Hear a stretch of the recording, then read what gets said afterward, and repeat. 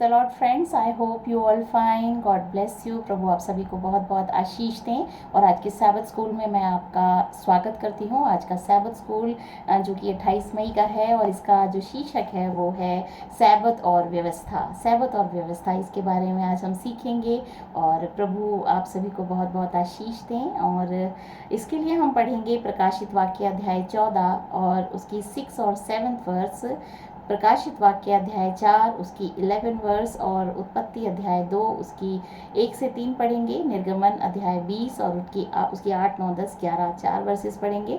और इसमें हम सीखेंगे सृष्टि, सैबत और परमेश्वर के नियम के बीच क्या संबंध है।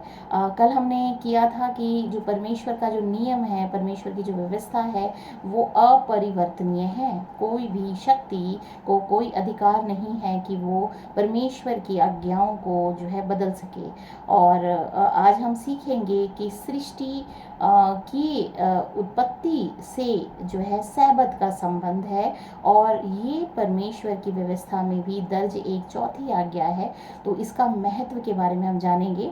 तो सबसे पहले मैं पढ़ना चाहूँगी रिविलेशन अध्याय 4 उसकी 11वीं वर्स बताती है, हे हमारे प्रभु और परमेश्वर, तू ही महिमा और आदर और सामर्थ्य के योग्य है, क्योंकि तू ही ने सब वस्तुएं सृजी और वे तेरी ही इच्छा से थी और सृजी गई। परमेश्वर ने सृष्टि की रचना करी पृथ्वी के ऊपर 6 दिन में।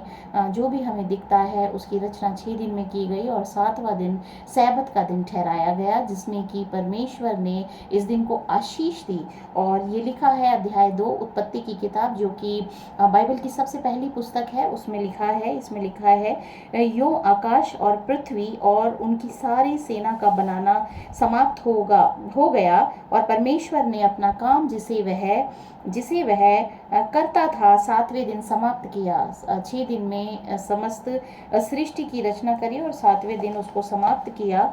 और उसने अपने किए हुए सारे काम से 7वें दिन विश्राम किया और परमेश्वर ने 7वें दिन को आशीष दी और पवित्र ठहराया, क्योंकि उसमें उसने सृष्टि की रचना के अपने सारे काम से विश्राम लिया। यहाँ पे परमेश्वर के द्वारा ये निर्धारित किया गया जो है ये दिन है, पवित्र दिन है। इसे आप बाइबल में पाएंगे, पवित्र दिन कहा गया है, विश्राम दिन कहा गया है, आशीष का दिन कहा गया है। और ये समस्त मानव जाति के लिए ठहराया है कि इस मानव जाति इस दिन को माने तो वो उस आशीष पाती है परमेश्वर की।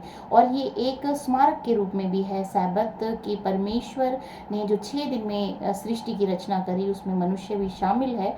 तो इसकी याद हमें जो है 7वें दिन हमें करना है कि मनुष्य जाति याद करे कि उसको बनाने वाला जो परमेश्वर है उसने जो है मनुष्य जाति और सब कुछ की रचना करी है। तो इस दिन को हम पवित्र ठहराएं और पवित्र माने अपने हृदय में। वचन ये भी बताता है कि तुम अपने मन की मर्जी ना कर इस दिन, और सिर्फ प्रभु ने जो ये विश्राम का दिन ठहराया है उस दिन को जो है आप बहुत ही पवित्र हृदय के साथ परमेश्वर के समीप आएँ और उसे माने और परमेश्वर आपको बहुत आशीष देते हैं इस दिन। और यहाँ पे अब हम पढ़ेंगे प्रकाशित वाक्य अध्याय 14 और उसकी 6 और 7 वर्स क्या बताती है। प्रकाशित वाक्य अध्याय 14 और उसकी 6 और 7 वर्ष बताती है।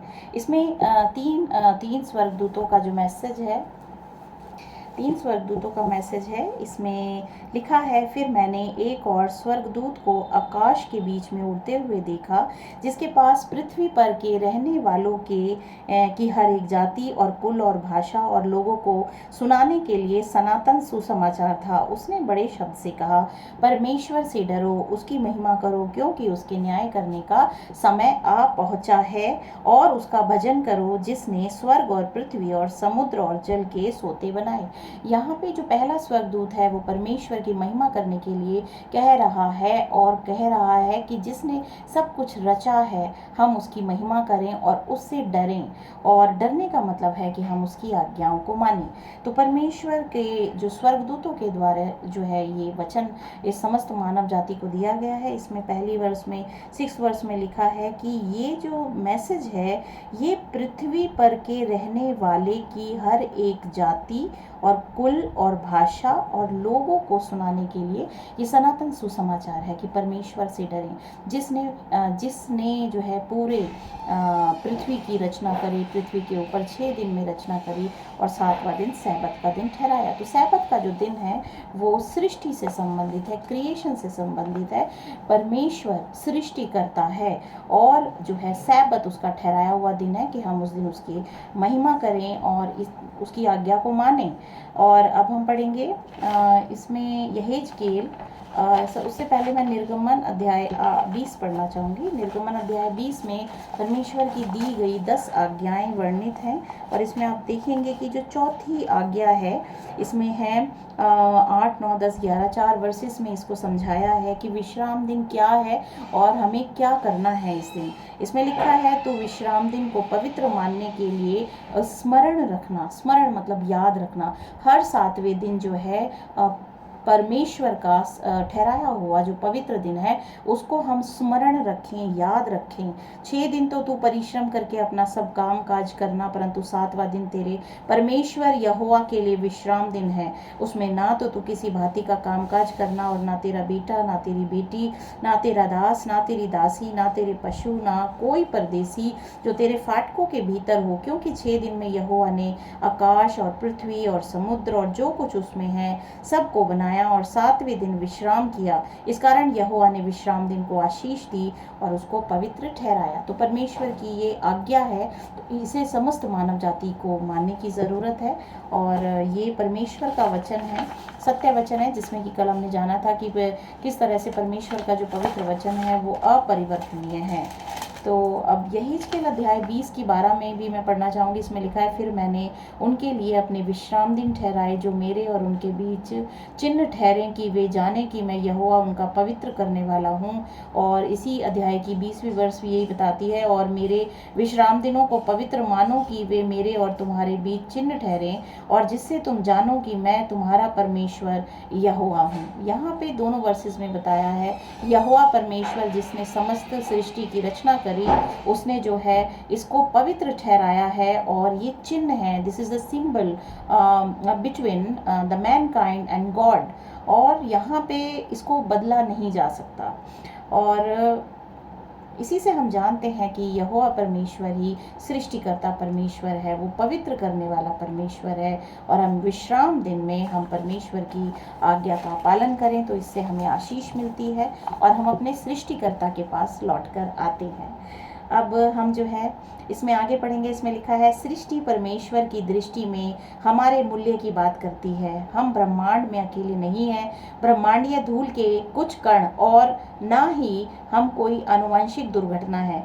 कुछ लोग कहते हैं कि ये एक जो है विकासवाद के लिए जो वैज्ञानिक है वो कहते हैं कि बंदर से एक मनुष्य बना। और सवाल ये करना चाहिए कि जो बाकी बंदर हैं वो मनुष्य क्यों नहीं बन पाए, अभी भी बंदर ही क्यों रह गए हैं। तो वो सोचते हैं कि बंदरों के द्वारा एक जानवरों ने एक मनुष्य का रूप धारण किया, जो कि एक जो है झूठ है जो कि शैतान ने फैलाया है। परमेश्वर ने हमारी सृष्टि की है और उत्पत्ति अध्याय 1 में आप देखेंगे किस तरह से मिट्टी से मनुष्य को बनाया 6वें दिन और उसको जो है अपने जीवन का श्वास उसके अंदर फूंक दिया और वो एक जीवित प्राणी बन गया। ये सत्य है। तो ये कोई दुर्घटना नहीं है कि हम बने हैं, हमें परमेश्वर ने बनाया है। तो हम जो है ब्रह्मांड में जो है परमेश्वर की स्तुति करने के लिए हम बनाए गए हैं कि हम परमेश्वर को जानें और परमेश्वर ही जो है हमारा सृष्टि करता है और हम उसके साथ अपने जीवन को बिता सकें। और दूसरे शब्दों में जीवन की उत्पत्ति का सामान्य वैज्ञानिक परिदृश्य जिसे समाचार, मीडिया और लोकप्रिय संस्कृति ने उठाया है, हमारी उत्पत्ति का एक दृश्य प्रस्तुत करता है जो हर तरह से बाइबल के विवरण के साथ असंगत है। जैसे कि मैंने बताया कि वो कहते हैं बंदर से बने हैं, लेकिन ये झूठ है। हम यहाँ हैं क्योंकि यीशु ने हमें बनाया है। बिल्कुल, प्रभु यीशु मसीह ने हमें बनाया है और वह हमारी आराधना के योग्य है, ना केवल इसीलिए कि उसने हमें बनाया बल्कि इसीलिए भी कि उसने हमें छुटकारा दिलाया। उसने खुद इस संसार में आके हमें जो है अपने लहू के द्वारा पापों से, जो मनुष्य जाति पापों में भटक गई थी, उस पाप से निकाल के उसने हमें जो है छुटकारा दिलाया है। उद्धारकर्ता परमेश्वर इसीलिए कहा जाता है प्रभु यीशु मसीह को। उन्होंने हमें छुटकारा दिलाया है हमारे पापों की सजाओं से और उसने हमारी सज़ा को अपने ऊपर ले लिया। सृष्टि और उद्धार सभी सच्ची आराधना के केंद्र में है। इसीलिए उद्धार की योजना को समझने के लिए सैबत का दिन महत्वपूर्ण है। सैबत एक सृष्टिकर्ता की देखभाल और एक मुक्तिदाता के प्रेम की बात करता है। जब हम सैबत को समझते हैं, समझ पाते हैं, तो हम समझ पाते हैं कि इस दिन को परमेश्वर ने ठहराया है और उसी ने ही 6 दिन में सब कुछ सृष्टि की है और उसने हमसे इतना प्रेम किया कि हमारे लिए जो है अपना इकलौता पुत्र दे दिया। इस तरीके से प्रभु यीशु मसीह के द्वारा मनुष्य जाति का उद्धार हुआ है। आगे पढ़ते हैं। सृष्टि सप्ताह के समापन पर परमेश्वर ने अपने द्वारा बनाई गई दुनिया की सुंदरता और महिमा में विश्राम किया। उसने हमारे लिए एक उदाहरण के लिए रूप में विश्राम किया। सैबत उस व्यक्ति की प्रशंसा करने के लिए एक साप्ताहिक विश्राम है जिसने हमें बनाया है। जैसे ही हम सैबत के दिन आराधना करते हैं, हम उस विशेष आशीर्वाद को प्राप्त करने के लिए अपना दिल खोलते हैं जो उसने केवल उसी दिन दिया था और किसी अन्य दिन नहीं। सैबत हमें एक ऐसे सृष्टिकर्ता की ओर संकेत करता है जिसने हमसे इतना अधिक प्रेम किया कि जब हम उससे दूर हो गए तो उसने हमें नहीं त्यागा। जब मनुष्य जाति पाप में जीवन बिताती है तब भी परमेश्वर जो है उससे प्यार करता है, क्योंकि बड़े प्रेम के साथ मनुष्य को उसने बनाया है। तो मनुष्य अगर चाहता है कि वो अपने प्राण को बचाए, अपने जीवन को बचाए, तो उसे परमेश्वर को खोजने की ज़रूरत है और परमेश्वर की आज्ञाओं को मानने की ज़रूरत है। सैबत उसमें हमारे विश्राम का एक शाश्वत प्रतीक है। यह सृष्टिकर्ता के प्रति वफादारी का एक विशेष संकेत है। यह विश्राम का प्रतीक है, कार्यों का नहीं, अनुग्रह का, विधिवाद का नहीं, आश्वासन का प्रतीक है, निंदा का नहीं, मुक्ति के लिए परमेश्वर पर निर्भर रहने का प्रतीक है, स्वयं पर नहीं। हम खुद से हम खुद को नहीं बचा सकते हैं, सिर्फ परमेश्वर ही हमें बचा सकता है। सच्चा सैबत विश्राम उस व्यक्ति की प्रेमपूर्ण बाहों में अनुग्रह का विश्राम है जिसने हमें बनाया, जिसने हमें छुटकारा दिलाया और जो हमारे लिए फिर से आ रहा है। प्रकाशित वाक्य 14 का यह संदेश जो हमने पढ़ा, परमेश्वर से डरो, उसकी महिमा करो। दुनिया के लिए परमेश्वर का अंतिम समय का संदेश लोगों को प्रत्येक सैबत के दिन उसके प्यार और देखभाल में आराम करने के लिए कहता है। यह हमें उस व्यक्ति को याद रखने और उसे महिमा देने के लिए कहता है जिसने हमें बनाया है। सैबत का पालन करना अदन की पूर्णता और आने वाले नए स्वर्ग और नई पृथ्वी की महिमा के बीच एक कड़ी है। यह हमें याद दिलाता है कि एक दिन अदन का वैभव बहाल किया जाएगा। अधिकांश 7 डे एडवेंटिस्टों को विधिवाद होने के आरोप का सामना करना पड़ा है और यह आरोप आमतौर पर हमारे सैबत मनाने से जुड़ा होता है। सैबत के विश्राम पर विश्वास द्वारा उद्धार और धार्मिकता के प्रतीक के रूप में चर्चा हम कर सकते हैं। और विश्राम करने की परमेश्वर की आज्ञा का पालन करने से लोग यह क्यों सोचेंगे कि हम स्वर्ग की ओर जाने का प्रयास कर रहे हैं। ये कुछ क्वेश्चंस हैं जिन्हें हमें मनन करना चाहिए। और अंत में बस यही है कि सैबत जो है वो चिन्ह ठहराया है परमेश्वर ने कि वो उसके लोगों के बीच में चिन्ह होगा और इसी के द्वारा जो है परमेश्वर के लोग जो हैं वो माने जाएंगे कि जो सैबत मानते होंगे वो परमेश्वर के लोग हैं और परमेश्वर उन्हें आशीष देते हैं। इसलिए समस्त मानव जाति को ज़रूरत है परमेश्वर के इस विश्राम दिन को मानने की, जिससे कि वो अपने जीवन में अपने सृष्टिकर्ता की आशीष को प्राप्त कर सके और उसको पहचान कर उसके पास जा सके। तो प्रभु आप सभी को आशीष दें। आमीन।